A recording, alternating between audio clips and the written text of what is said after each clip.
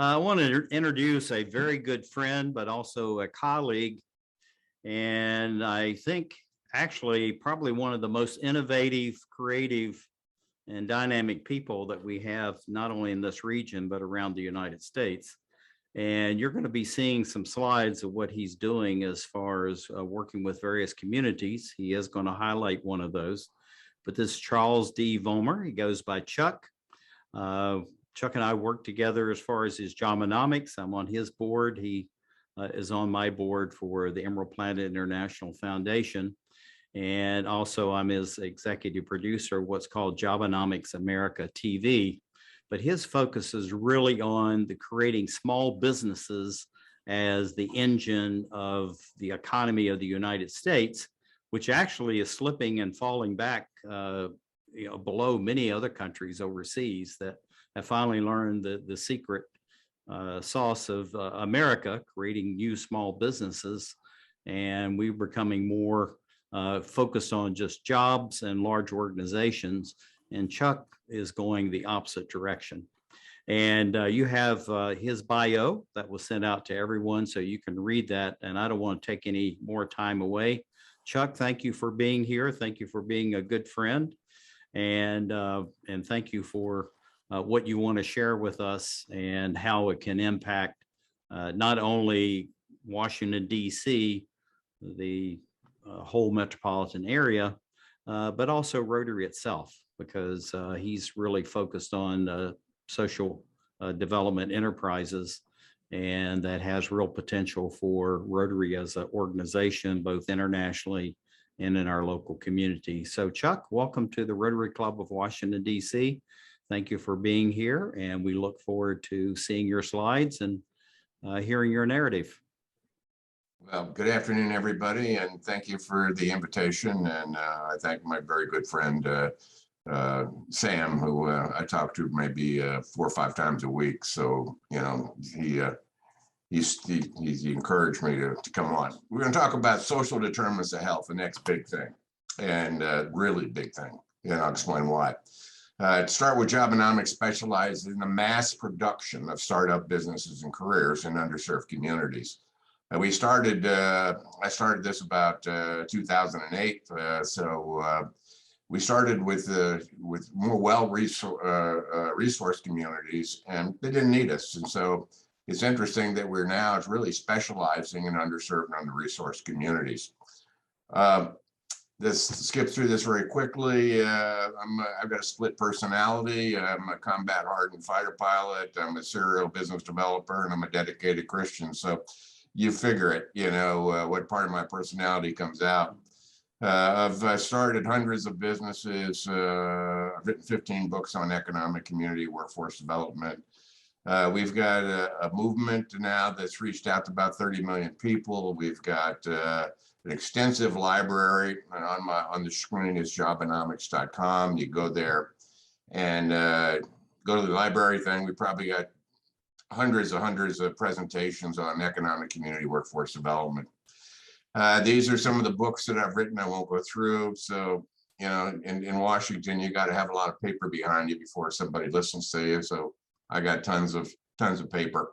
The first book was published. The other 14 were ebooks, and I think it's easier because they keep changing. We have chapters all around the country. We have about 50 chapters around the country. Now a chapter is like Rotary, you know. They ebb and they flow. I would say that we started this only about 6 years ago, and some are kindergarten level, and some of them are high school. None of them are in the postgraduate stage yet. But in the economic business development world, it takes 5 or 6 years to start changing the paradigm. But what's really interesting is really flourishing. The fastest growing is international, and Canada is one of the leading. It's really booming with that. I just spoke to all the indigenous people of workforce development across the whole country. We're doing in South America, UAE, the Arab in Dubai. That's to do in Arab with 21 nations of Jobenomics and the underserved Arab communities. We're working in the border crisis with Arizona and Mexico, so it goes on and on. Now, our approach is synergistic with top-down approach. All economic development guys have learned how to do it bottoms up and tops down. But when they go to work for the politicians, they end up, only top down, because politicians tend to want, big projects, ribbon cutting ceremonies, all the alike. And I've spent a lot of time meeting with Washington, D.C. City council members, and I can give you a chapter and verse on that. And it's no different anywhere else. They'd rather have an MGM studio or Amazon 2 or RFK Stadium as opposed to mass producing thousands of micro businesses. Our approach is really bottoms up. If you can't attract $100 million a year business, you can create 1,000, $100,000 a year businesses. And so these small businesses are the seed corn for community. Now, this is busy. I'm not going to talk to it, but we have about a dozen turnkey programs. And that means we can establish that program within a year. And I'm going to talk about two of them today: Digital Academy and Business Generator, and our controlled environment agriculture. But we also, and so to get it going in a year, is especially in poor communities. And we almost always focus on opportunity zones. And so we go in and we have town hall meetings. I've had 5 town hall meetings in Washington, D.C. alone. And these are underserved communities and the local leaders. But then they always come down, where do we get funding? And there's really 3 sources of funding other than private sector funding. Is the federal SDOH funding, social determinants of health funding, which is up to about $7 trillion of uncommitted funding now. There's VA-backed mortgage and startup business loan, and there's opportunity zone funds. But I'm going to talk about the SDOH funding. Now, SDOH is really the next big thing. And it is already the next big thing. It is started off with kind of the COVID activities of the health, but then it's gotten to with the American Rescue Plan and a number of other things. And it's been redefined. Anything that causes bad health outcomes, whether it's education or it's healthcare or it's poor neighborhoods or it's social community unrest, or there is just being poor or underserved. All these things are now just all wrapped up into the congressional agenda. Now, in the 116th Congress, there was about 31 social determinants of health bills, okay, and another 58 related health disparities in maternal health. So far in the 117th, and they're only about halfway through, it's gone up 5-fold, 158 bills, and 126 health disparities bills have been put into play. Now, these haven't been passed. So what they ended up doing is bundling them.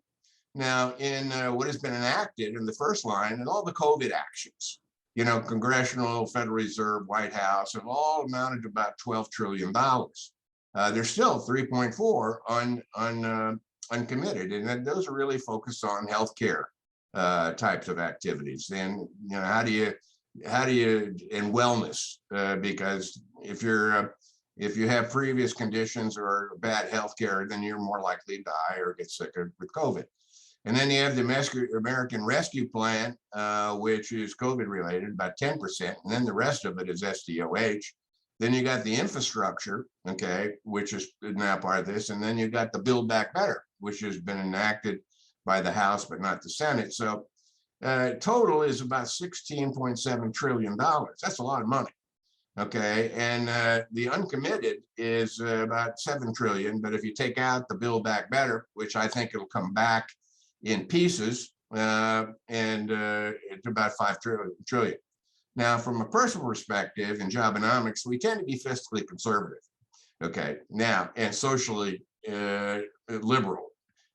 Now, if they're going to print all this money, I'm not going to argue about where they're going to helicopter drop it. I want to drop it on our communities, and okay, but we want to do it by mass producing businesses. Now, if only 5 trillion, each of the 3,000 counties would be entitled to about $1.6 billion. That's huge. And that's uncommitted money. It's enacted and uncommitted. And so the Appropriations Committee has already got a lot of stuff. And by 1st of March, they're going to start, starting to fund some of these programs. Well, Nancy Pelosi, and regardless of what you think, one way or the other, we're a bipartisan movement. But one thing that we do like, that she appropriated, earmarked. And by the way, earmarks are a good thing now. Used to be a bad thing.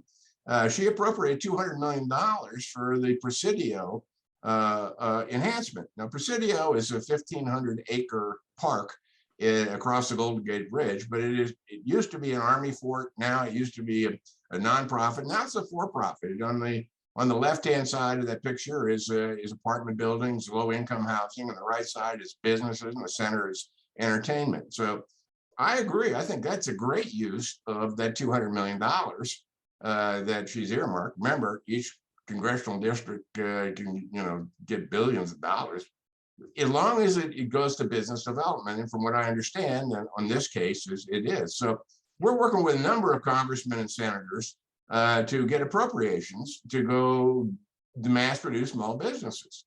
And I'll give you an idea. We have in the future, the biggest, about 90% of all future jobs are going to be in the digital economy, the digital domain. We have a 170-page how-to book on how to access those jobs in the digital economy. That's the picture on the left. On the picture to the right, we're putting in a proposal to Senator Rubio's and Scott in Florida to build a digital Florida.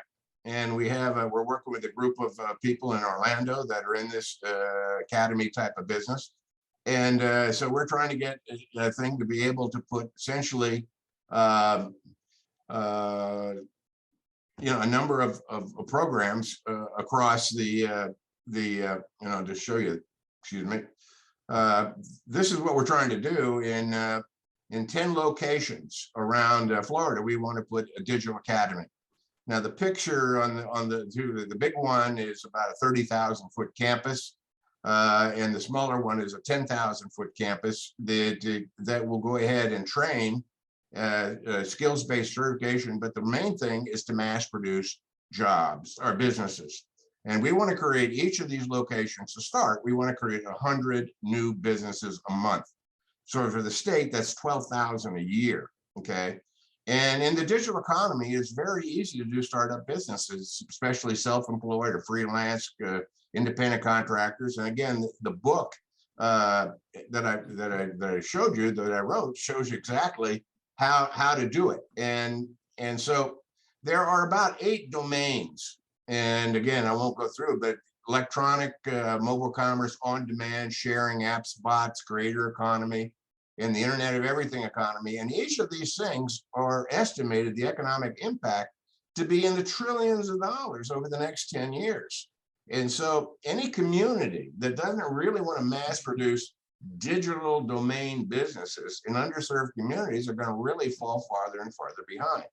Now, the problem that we have in the United States is 67% of all the workforce, the adult workforce, while they can use the internet and do cell phones, they're digitally illiterate as far as a business in a digital domain. So what this does, this academy, it teaches them how and certifies them, and then also that comes out of the course to be able to compete and have either a independent small business as a 1099er or to get a job as a W-2 guy. Now, those pictures I showed you, these 2 buildings, these are Sprung structures. Sprung is an alliance that we had out of our Calgary that they manufacture out of Salt Lake City. But these are eye-popping structures, okay? And this is, shown here is Jeff Bezos and Elon Musk, the world's 2 richest men on the top, built their flagship programs. The one, the blue one is the Blue Horizon, the space outfit. It's 225,000 square foot, 1,500 employees, and he built it in 11 months. Okay, Elon Musk built his 3rd assembly line for the Tesla 3 in 3 weeks. Okay, it's 900 feet long and it's 140,000 square foot facility. I showed this some of the other things down here on the bottom slide. Rooftop. Okay, we can do rooftop in a very short period of time. And there's a picture of a restaurant on the left, and then also part of a wedding community center. In the back, they actually have a grow room for indoor agriculture.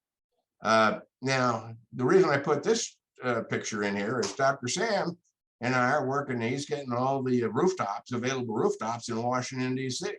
And there's no reason why we can't outfit the rooftops in the Washington, D.C. to do grow houses, community center, training centers, and the like. Now, this slide shows us on our controlled environment agriculture.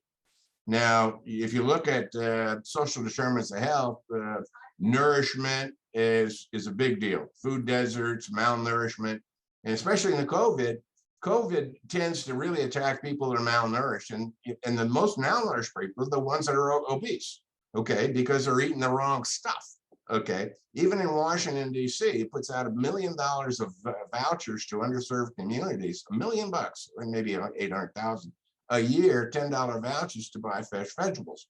Well, we're working with two of the leading guys that do these indoor agriculture, and full business plans. So we can give that to the communities. But to give you an example, here's a 35,000 square foot facility using a sprung structure. And the top part of the lower right-hand building is all, lets the sunlight in, and it's all designed to, and inside they do not only hydroponics, that be fresh vegetables, but aquaponics. And so, and there's a great deal of demand, and you can put these in underserved communities. The whole thing is about a $3 million deal, and you got a payback period within 4 years.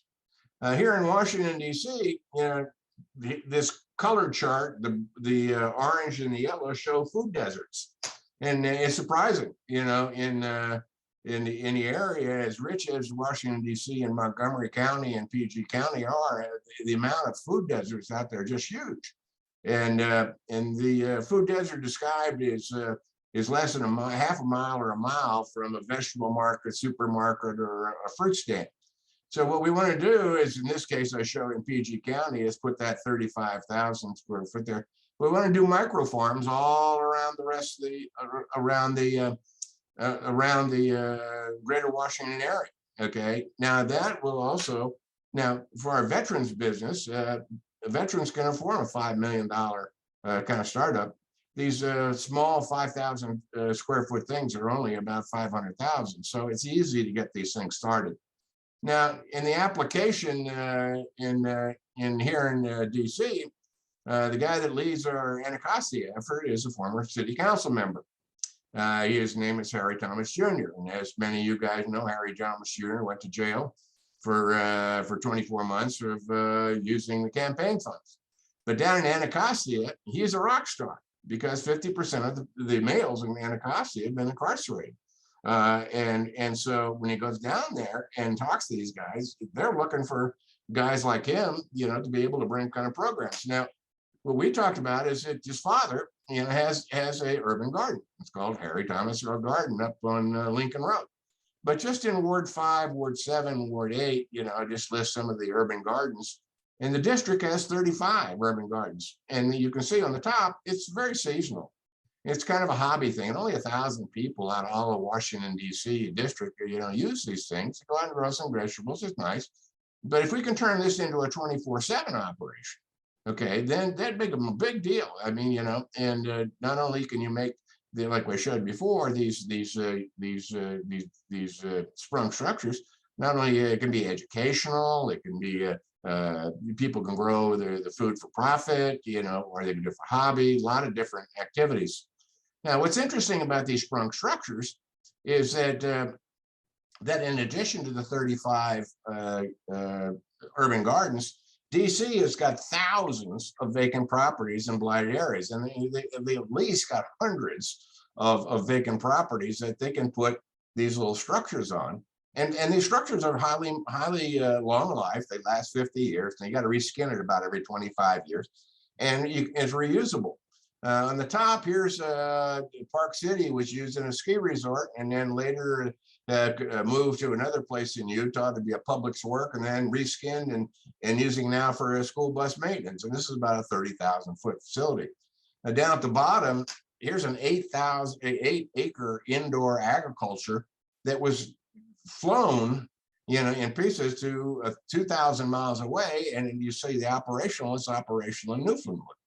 So the district could place these structures in a lot of areas that are blighted in a temporary basis, use them, get jobs and get activities going. And then if they have other uses for that land, they can move it around.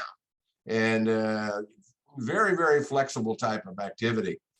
Now, I was down working with some of the guys down in one of the urban gardens, down at the Dick Street Garden. And these guys, Wallace Kirby and Bo Luther, are both returning citizens. I call them ex-cons, and they agree with that. So does Harry, say, that's, you don't have to be PC. And these guys are just dynamite. Okay, they do these urban gardens, and and this is a really it's a very viable, but they don't have much money, and they make bricks out of straw. And they use hoop houses, they do certification courses, aquaponics, technician certifications, food handling, all of these kind of certifications. They reward after reward, but they get little finance. Okay. And so if you want to use, for these kind of guys, so what we recommend is a quick start kind of program for you guys to consider. Now with Kenny Barnes on here, my dear friend Kenny, and he could make this happen in a week, but this is a 10,000 square foot CEA, a controlled environment agriculture. You see the high value crops, and on the right we got a shrimp farm. Shrimp is a big deal. Every hotel in Washington serves shrimp because that's a big deal, and that's easy to do, the shrimp manufacturer. And on the left side is a retail or a community center or a training center, whatever you wanted to use. The whole structure we can put in operational within 6 months is only about $474,000 or $48 a square foot. And by the way, we can even lease it to you. That Sprung will do, and it's about $10,000 a month for 36 months. So I'm not selling this. I'm just saying this is the type of thing. And this whole thing could fit on an acre, a half-acre lot. And what you see is, on this case, is we have fast charging stations. So if you put fast charging stations, all the money on the infrastructure bill, which is about $80 billion, could fund these whole things. So at the end of the day, this is an ideal application in social determinants of health and neighborhoods. And I did that in less than 20 minutes, Sam, like you told me, because I don't want you to discipline me. And I'll stop there and answer any questions.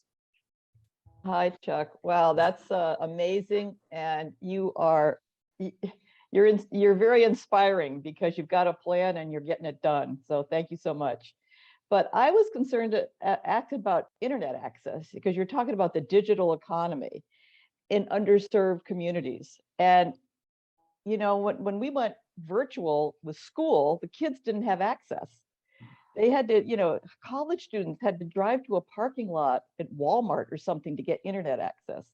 So how does the internet get into the underserved communities in the whole United States? How are you working to expand that before you can even have a business? Sam, did you pay Nancy to ask this question?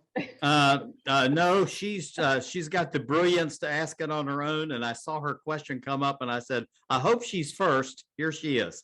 Yeah, we have in the Digital Academy, Nancy, we have, we have the resources to look at each of these communities, like in the Florida, each one of these 10 sites are in an opportunity zone. And then we drill down and we see what the internet access in that opportunity zone. Now we're aligned with a major company called Sci-Fi Networks that is actually funded by a Danish pension fund to end the digital divide. And so what they do is they put in open access systems in those neighborhoods. And actually they've got a kind of like a diamond drill saw, but it's on wheels, and it goes along the road along where the asphalt meets the concrete on the wire thing. And they drill they dig a trench about an inch wide and 12 inches deep. They lay fiber in there. And they're doing it in about 5 US cities. So we're aligned with them. So we build an academy that we want to do that. And then it also will not only have the charging stations, but it will also be able to run fiber, high speed, gigabit per second fiber all throughout that community. Okay. And there, so not only we will have the access of 5 gigabit a second, we'll be running that out to all the other neighborhoods. And then we'll be able to rent that open access system out to the different kind of ISP providers and the other thing. So if you're in a healthcare thing and you want to do a healthcare, you can rent the thing and do that. And then that helps pay for the digital academy. Now the digital academy, because we're putting these knockout, beautiful structures that got Elon and Jeff Bezos, type of thing. We think corporate sponsorship will go out the roof, because there's 11 million open jobs in the United States and corporations can't get people. And most of those jobs are open because of lack of digital skills. So you're right, getting the digital skills and also getting the gigabit per second access to the community is the second biggest thing that we're trying to tackle. And by the way, hopefully with this Danish pension, we can put in the initial backbone in for no cost because it's funded. Yeah, I just read a study that that said most of the jobs that are going to exist, like 70% or something of the jobs that will exist 10 years from now, haven't yet been invented. So because they're all digital economy jobs, so important to educate kids. So I have a question for you. What's the line that gets you from fighter pilot to Jobenomics? How do you go from one? How did you get from that? From the one to the other? What sparked your interest there? Well, I said the third thing is it was divine intervention. The Lord in prayer one day asked me, he said, "You want to do something different?" This was about 2007. I said, "Sure. I've been following you for a while, so I'm good to go." I figured I had one book. It was Jobenomics. I have a legislative liaison. It took me 30 times the Hill, and even the left and the right, they didn't care about a small business approach. So being a fighter pilot got me mad, and so I started talking to governors, and then I got better, and then mayors, and then community activists started coming to me and did it. So it's just taken off. My background from fighter pilot, I went into industry and found out my sweet spot was national initiative. So I led one of the consortiums in Russia at Booz Allen Hamilton, and we privatized 70% of all the former Soviet Union. And that kind of was an inspiration of how do you mass produce millions of jobs? And that's what we need in this country. And again, what you do is you go into these underserved communities. And if you can do it in an unserved community, you can do it anywhere. Okay. And so get that spark and it'll take off by itself. So that's how I jumped from fighter pilot to serial entrepreneur. But, the good Lord has been my flight lead along this whole thing. And so I got to give him the credit. There you go. Great. Thank you for sharing that. Which branch of the service for fighter pilot? Well, that's the dark side. I had 175 combat missions, and I was a shooter, and so I got a lot of making up things to do. So Octavian has a question, and I think this is going to be our last one. So Octavian, over to you. All right. Thank you, Steve. Thank you, Chuck, for your wonderful presentation. If we look at any research from the Organization of Economic Cooperation and Development in Europe and other research studies, all of them have shown that among the 22 richest countries in the world, the United States is at the bottom in terms of small businesses. And the biggest deterrent, I think we all know in this Zoom meeting, is the healthcare. Other entrepreneurs from other countries have a safety provided by the government. Talking to entrepreneurs, talking to small business owners, they are all afraid because they cannot afford, they cannot pay. If the revenue starts dropping, the costs go up, the healthcare is going to disappear. What is your take on this? How can we approach it? How can we tackle it in a better way? Because it has to be done. The safety net will encourage the formation of businesses, of small businesses. and it is stifled by this lack of healthcare. Yeah, well, two things is that international, or when I go talk to an international community, like I said, I was in Dubai and they say, hey, we're going to find, you could do this for 20 nations. And the reason that Dubai said that, because UAE is one of the 6 richest, the oil rich, they got 15, 20 other nations that are dirt poor. So they said, hey, this is a great thing. Africa, they love this thing. I'm being interviewed by the president of Nigeria to do this. So the United States is not that way. Yeah, we got our politicians really don't care. It's all words. It really words. And the Republicans, Democrats, are equally the same, because they're so business oriented, big business oriented, or government oriented, that they've allowed the small business base to run. We're producing small business half the rate of what we did in the 80s. And if we would have just kept on going, we would have had 200,000 more businesses if we would have kept up the rate, and 72 million new jobs we produced at the rate in the 80s. Now, you're exactly right on one of the biggest hurdles is healthcare. That's why I titled this whole thing Social Determinants of Health. Okay, there's so much money out there. There's 17 trillion and still 5 to 7 trillion left unspent. When you build this thing in, okay, that you can start, when you have communities of interest, digital communities of interest, they can start group healthcare plans and all the rest of the stuff that could be underwritten by the government in the same way that the government underwrites housing mortgages like Fannie and Freddie and those kind of ideas. But you're right, is not only is the healthcare the issue, is the daycare. And the daycare, when you put in these digital academies, will make provisions for people that to be able to free them up. Now, the nice thing about the digital economy is telecommuting and home-based businesses are in, and so that helps solve a lot of the daycare thing. So anyway, so I don't want to expound on it, but great question, and we have a unique opportunity with the amount of money in social determinants of health to really handle that. But it's got to do in a mass production of small businesses context. And right now, Washington Rotary has got those connections to the policymakers in Washington. That's where it starts. Thank you. Okay, well, thank you. I'm going to turn it over to President Bill because we're out of time. President Bill, you want to bring it home? Thank you so much for being our speaker today. Our club has a tradition now for 30 years of planting a tree in the honor of each speaker. If we were meeting in person, I would hand you a tree certificate symbolizing our commitment to do just that. We will be having our next tree planting, we hope, now in the spring. It's a partnership with the National Park Service. We'll even be able to tell you where the tree is located. So that's our way of expressing our appreciation.